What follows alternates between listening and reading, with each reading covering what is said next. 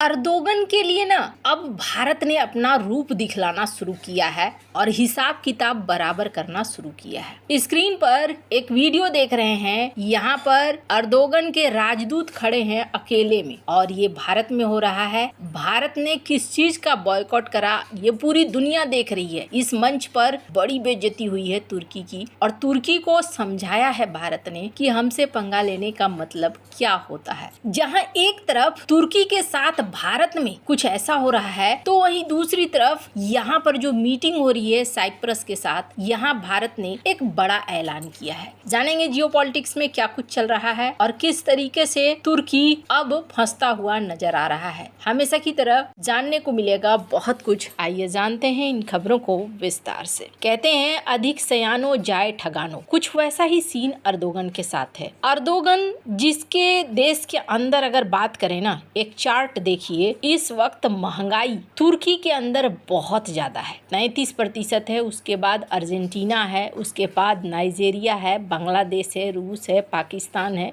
Brazil है, Mexico, UK, South Africa, America, Spain, Japan, Indonesia, Germany, Canada, Saudi Arab, South Korea और यहाँ पर छोटे छोटे में आप देख रहे हैं भारत और भारत के बाद फ्रांस में। तुर्की के अंदर महंगाई बहुत ज्यादा है, राजनीतिक अस्थिरता है, इनकी मुद्रा लीरा लगातार गिर रही है। लेकिन इन सब के बावजूद अर्दोगन ना गेम खेलना बंद नहीं कर रहे हैं। पाकिस्तान के साथ जुगलबंदी हो या फिर बांग्लादेश के साथ हथियारों की डील, स्क्रीन पर एक आर्टिकल देखिए जिसमें ये कहा जा रहा है कि बांग्लादेश के साथ तुर्की जिस रफ्तार में हथियारों की डील कर रहा है, ये भारत के लिए ना अब 3 फ्रंट खोलने जैसा है और भारत इस बात को समझ भी रहा है कि उसके खिलाफ 3 फ्रंट खुल रहे हैं। भारत अब बांग्लादेश, पाकिस्तान और चाइना तीनों के खिलाफ तैयारियां रख रहा है। लेकिन उनका क्या, जो दूर दराज में बैठकर इस तरीके से परेशान करें, उनका भी तो इलाज ढूंढना जरूरी है। अभी अगर आप देखेंगे ना, अर्दोगन ताबड़तोड़ लगे हैं कि किसी तरीके से एक फाइटर जेट की डील फाइनल हो जाए। इन्होंने डोनाल्ड ट्रंप को पहले मक्खन लगाया और कोशिश करी कि यहाँ पर डील फाइनल हो जाएगी, लेकिन यहाँ पर डील फाइनल नहीं हुई। और जब यहाँ पर डील फाइनल नहीं हुई तो ये यूरो फाइटर के लिए चले गए। हालांकि कमाल की बात है, अब इनके देश के लोग ही सवाल कर रहे हैं कि यूरो फाइटर के लिए आप ग्राहक बन के गए। एक समय था यूरो फाइटर के निर्माण के लिए आपको कहा गया था कि आप साथ मिलकर काम करिए, लेकिन उस समय आप साथ मिलकर आपने काम नहीं करा और अब जाकर आप यूरो फाइटर को खरीदने के लिए पहुंचे हैं। ये एक ब्लंडर है। क्यों ब्लंडर कहा जा रहा है? $10 बिलियन से ऊपर में ये सौदा है। 20 जेट, यानी एक जेट की कीमत करीब $533 मिलियन पड़ रही है। और डिलीवरी कब तक होगी? अभी नहीं होने वाली है, 2030 तक होने वाली है, जबकि तुर्की को तत्काल जरूरत है। अभी के लिए कतर और ओमान से 12 पुराने जेट खरीदे जाएंगे जो 2026 में पहुंचेंगे। साझेदारी का नुकसान हुआ। 1980 और 2000 के दौर में साझेदार बनने से लागत साझा होता, टेक्नोलॉजी ट्रांसफर होता, प्रोडक्शन में हिस्सेदारी मिलती। लेकिन आज का समय यह है कि तुर्की को खरीदना पड़ रहा है।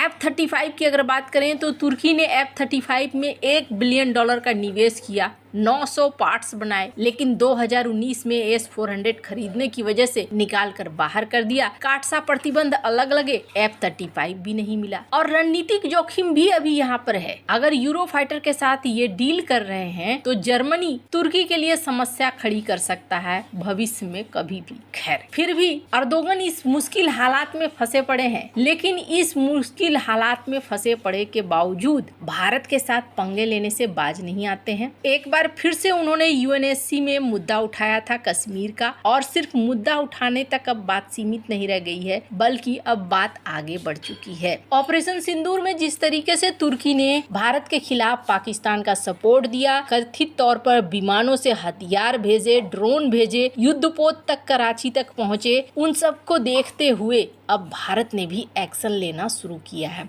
2 एक्शन भारत ने ताबड़तोड़ लिया है। पहला एक्शन इंटरनेशनल बेइज्जती है। ये स्क्रीन पर आप देख रहे हैं, तुर्की का नेशनल डे मनाया जा रहा था और यहाँ पर होता क्या है, नॉर्मली जब कोई एम्बेसी इस तरीके से मनाती है तो वहाँ भारतीय अधिकारी भी पहुँचते हैं, लेकिन यहाँ पर भारतीय अधिकारी नहीं पहुँचे और जिसे कहते हैं ना डबल स्टैंडर्ड, यहाँ पर खड़े होकर तुर्की के राजदूत क्या कहते हैं वो सुनिए। I feel very lucky to be here in one of the most important countries of the world. Turkey and India while geographically distant, share deep historical and cultural ties. For centuries, our civilizations have exchanged ideas, goods, and traditions, shaping each other in profound ways. In a world facing complex challenges, it is this historical foundation that provides a powerful starting point for a stronger partnership. The potential of the relationship far outweighs the current level of engagement. We must and will continue to work on it. Bharat और हमारे बीच में साझेदारी बहुत अच्छी है, पारंपरिक है, पुरानी है। हम आगे लेकर बढ़ सकते हैं, एक दूसरे की मदद कर सकते हैं, दुनिया को स्थिर करने में मदद कर सकते हैं। कमाल की बात है, ये देश जो जड़ों को काटने की सोच रहा है, वो देश का राजदूत किस तरीके से बोल रहा है। कथनी और करनी में कितना अंतर है।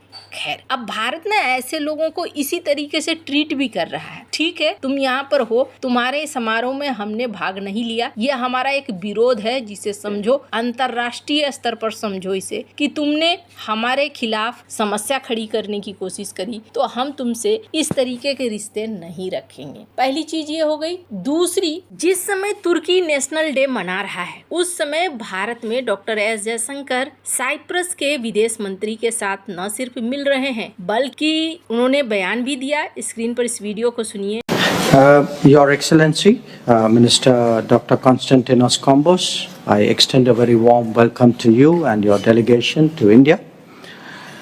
Your first official visit to India as Foreign Minister, and I understand your first ever visit to India, holds obviously very special significance because it takes place within 6 months of a very successful visit by our own Prime Minister to Cyprus in June 2025.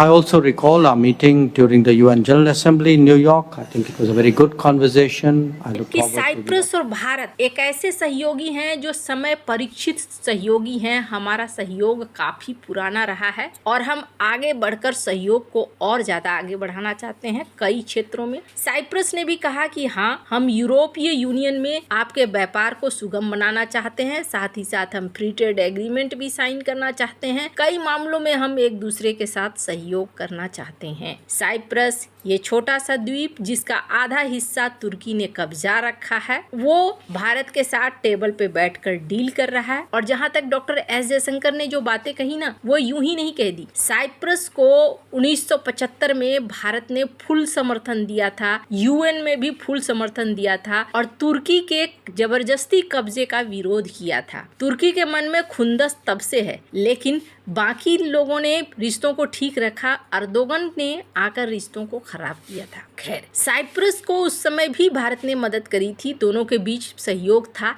लेकिन इस level का नहीं था जो अब जाकर हो रहा है। यानी भारत भी अब तुर्की के इलाज को उसके ही बगल में तैयार खड़ा कर रहा है। ये डॉक्टर एस जयशंकर की मीटिंग अर्दोगन के लिए बहुत ही टेंशन वाली बात है, क्योंकि कहा जा रहा है कि साइप्रस के साथ डिफेंस डील भी हो सकता है, जो अर्दोगन के रातों की नींद को उड़ाने के लिए बहुत ज्यादा होगा। खैर, साइप्रस ग्रीस के साथ धीरे धीरे भारत की नजदीकियां बढ़ती जा रही हैं। वहीं जिस तरीके से भारत ने इनके दूतावास के साथ किया है, ये एक बहुत ही साफ साफ संकेत है कि हम अब आपकी ये डबल स्टैंडर्ड को बर्दाश्त नहीं करेंगे। आपको क्या लगता है, भारत ने ये सब कुछ करके ठीक किया या नहीं? कमेंट कर अपनी राय जरूर बताएं। जल्द मिलते हैं अगली वीडियो में नई खबर के साथ।